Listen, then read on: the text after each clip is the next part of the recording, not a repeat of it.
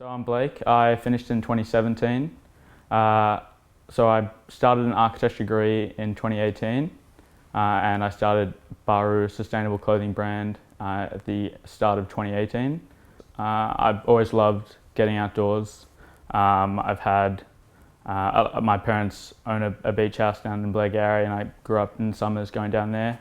And like it's probably my favourite spot in the world. And yeah, so the idea of getting outdoors for kind of mental health, physical health is a big thing for me. And YAAP is trying to kind of get people outdoors and get people to experience trips away with friends. So the whole idea is that the YAAP started off getting people, like the idea of getting people outdoors, and we were thinking of doing a travel business or something like that, but then we thought, how can we actually make money so that we can fund trips? So we thought we'd do something with clothing because I was interested in fashion and design. And so basically the idea just rolled on to be sustainable clothing, recycled fabrics, and then basically promoting and selling clothing to get people outdoors. Yeah, so the sustainable practices that YAAP uses are, it's kind of, we're trying to do it across the whole business with all the decisions that we make. So for things like banking, we choose Bank Australia, so they're the only bank in Australia that's kind of carbon neutral and like a certified responsible bank. And then we use Sendle for a delivery service, which is carbon neutral.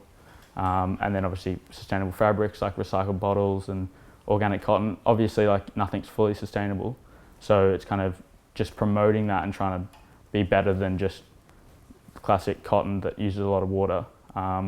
It's kind of just pushing to do different things. Yeah, cool.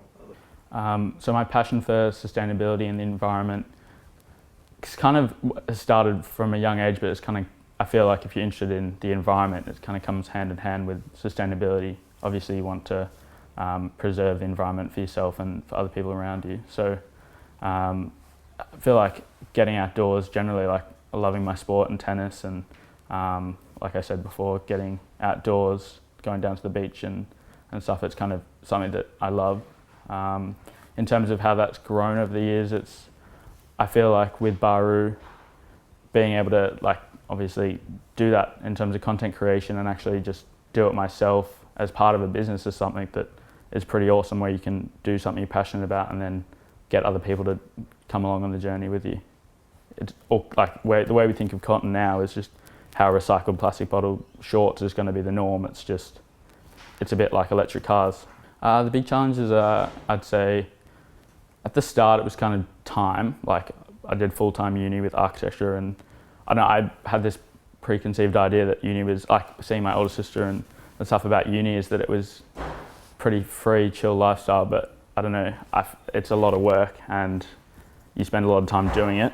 And obviously if it's something you care about, you want to push and do it hard. So I think in terms of challenge is probably time, like the start.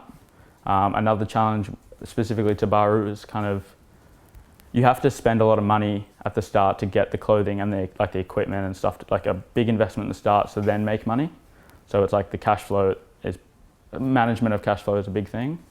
I'd probably say that's a big challenge. Yep. This idea that it's a local brand, like we put a lot of effort into, like on our websites, the idea of like a adventures page or like a map to get people outdoors to share information and things like that. So this idea of like a local community is something that I feel like is the integral part of YAAP and what we want to keep.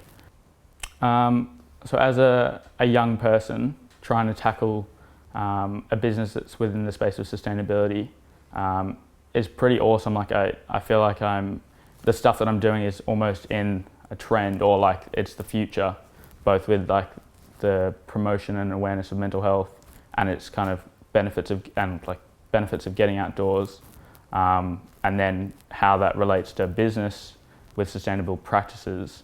I feel like it all comes hand in hand, and it's quite exciting because the future generations are going to kind of grasp onto this. So it makes sense to be environmentally conscious. Like there's no point, like obviously with all the massive things about climate change and global warming and all the obvious things that everyone knows, it doesn't make sense not to be environmentally conscious.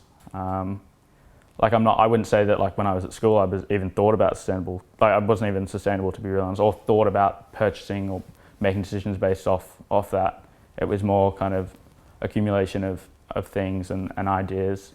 And something interesting, like I remember in like year 11 with Mr. Barry and Bizman and Mr. Moran in year 12, it's kind of, I really loved Bizman and like the idea, like the theories. It was all obviously theories and stuff, but it was talking about sustainability, and I was really intrigued about like the whole CSR subject and how kind of businesses can be for good rather than just for making money. So I thought like that could then propel me to do something in that space of having a business that's more about goodwill than just making money. On an everyday level, on an individual level, kind of obviously people, I don't expect, like no one expects everyone to be perfect doing things all the time. I don't. So like it's just, I feel like it's more just having a more conscious effort to purchase or do things that are environmentally conscious, or thinking about it for something that's that's bigger than yourself. Like I don't know, like purchasing things that can lead to recovering like plastic bottles from the ocean obviously helps like the wider community, and taking trash from the oceans, which then leads to obviously animals and microplastics being taken out of the environment. So like obviously on that level, but then on a corporate level, I just think as a general rule, it's like there's no point starting or having like a focus on a business that's just about money, and it should be more about kind of doing something that's good and that you're passionate about, and that's like I said, bigger than yourself, and then you kind of probably have a better time and are happier because you're actually focusing on a higher purpose in a way. So at the beginning it was like seriously tough. Like I remember in 2018, like semester 1 and 2, I think I had like 14 all-nighters in that first semester, and I just, like that was pretty tough. And then I realized like for my own mental health, like I needed to go part-time because it just wasn't, like I wasn't doing well. Like I was struggling to enjoy uni and actually do well, and then same for the business. So I thought I'd kind of take time off. Obviously I took a year off and went on a gap year trip, working overseas, and then like working as a tennis coach, and then traveling around Europe, which was an awesome break, which then actually led me to do some content creation of like wearing the shorts and the products in Europe, and kind of promoting that on another level, which was quite exciting. But yeah, so like the idea of balancing uni and doing it at the same time, I guess it was giving it a go and just like seeing how it went, and then moving and assessing like when things should be part-time or when things were more like more difficult periods in the semester, and like working out how to balance those things. The gap year was pretty pivotal in kind of just assessing like what I cared about, and how that relates to, I don't know, sustainability, getting outdoors, like a lot of the things that I care about.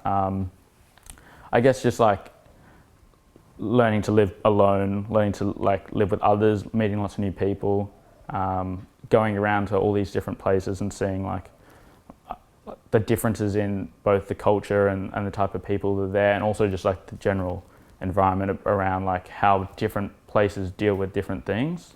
So like obviously like even just on a smaller scale in Melbourne, like different councils deal with different things different ways. Like for example, I think in Stonington Council, like they seem to have a big focus on compost, for example. Just I'm going deep over here, but like basically what I'm trying to say is that just seeing how lots of different places work was really interesting. Yeah, I was going to say, like, what were some of your favourite places when you're in Europe? And yeah, just tell us a bit about that. Yeah. Is this for your holiday? Yeah. Yeah, I just want to know. Yeah. So I lived in London and worked at the Queen's Club as like a tennis coach for a while, and then I was in a tennis competition over there. And so I'd say like, obviously I love London, but in terms of other places in Europe, I'd say Portugal, like Lisbon and Porto, were pretty awesome. Northern Spain, like Bilbao, San Sebastian. Specifically, what I liked about those places were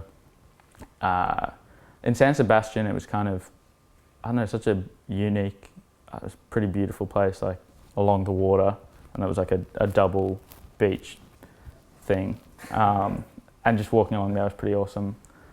So if you want to start your own business or pretty much anything, whether it be related to sustainable practices or not, I'd just say give it a go. Like, what's the worst thing that's going to happen? Like, you might lose some money.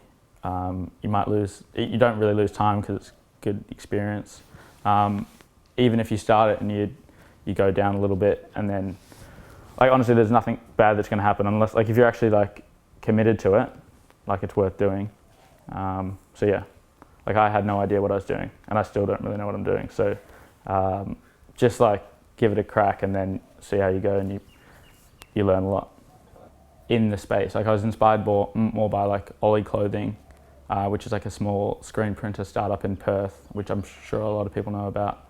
And just kind of like this local feel, being a part of the community, is something that I care about. And I don't think we do it that well yet, but it's something that I want to push towards. Yeah, cool.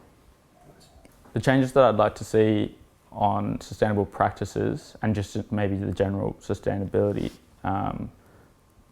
industry, I'd probably just want to see more, like, which is what's happening. I feel like more companies are getting into the space and more consumers are asking for like sustainable and ethical products. I'd probably just say like it's going in the right direction. Maybe a bit quicker would be nice. I guess the more people are aware of the benefits and also like what the industry is like and what's happening with sustainability, the more likely people are gonna want to jump on the bandwagon, I guess. Starting somewhere in terms of having a more sustainable lifestyle, and making decisions that are connected to that. Yeah, I'd say start small. It can be, I don't know, as small as just buying a water bottle, or a reusable water bottle, or instead of buying like just classic reusable coffee, just normal coffee cups, you have a reusable coffee cup. Like, in terms of it doesn't have to be a big change, it can just be small little incremental changes. The biggest thing that I'd say as a piece of advice to Year 12s and other alumni that are young or any age, would be just to kind of follow, like, just give it a crack. Like, you're not going to get it wrong, and like, failure is the only way to succeed, or like in whatever you do. So if you step out your comfort zone and just give it a crack, then you're going to succeed. So